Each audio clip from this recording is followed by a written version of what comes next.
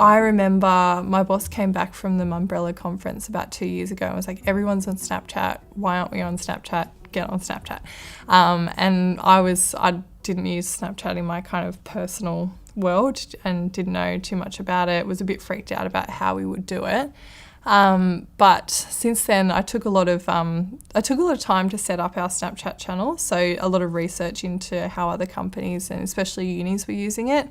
In the States, everyone was on Snapchat 2 years ago, so Australia's kind of behind in that area, I think.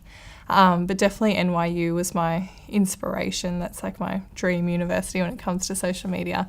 But they do a thing called, they have a Snapchat squad where they get students from all around the university to come.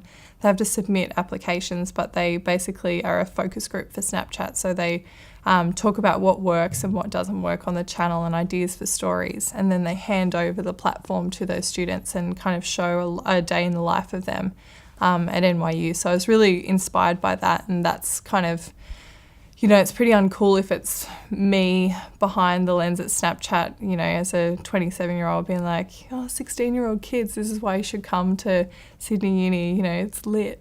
But if there is somebody in that age group talking to their peers, it's much more genuine and interesting and fun. So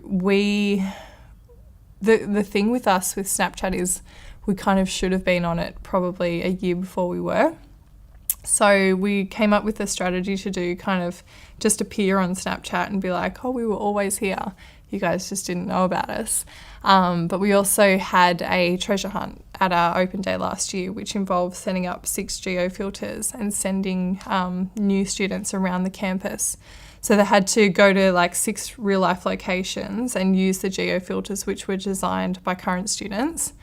Make a snap story, add Sydney Uni, come and show us, and then pick a prize if they had all 6. So from that, we got about 1,500 followers, which was a great base for the content that we had ready to come off the back of that.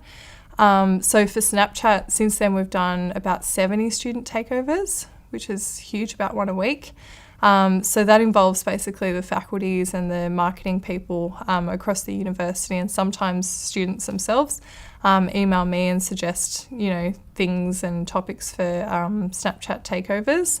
What I do is I talk to the student and I just basically give them the Snapchat login details. They log in, they cover the event, they pretty much do what they want. My only rules are don't swear and don't do drugs or drink a lot. So they just go crazy, and then I change the password after that, save the Snapchat to my phone and give it to the next person. So a lot of people, spoken at a few conferences about our Snapchat channel now because it's quite established.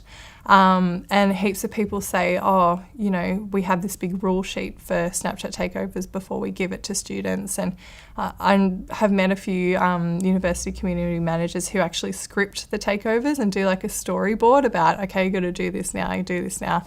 To me, that's just not genuine content. Like, I really want to see how these students communicate with each other. I want them to use their own words and just go crazy. So far we haven't had any kind of funny business with Snapchat. Everyone's been, you know, totally amazing with it, and I think the content is genuine because it actually is. Like, you know, we haven't scripted anything and we've just let people be themselves.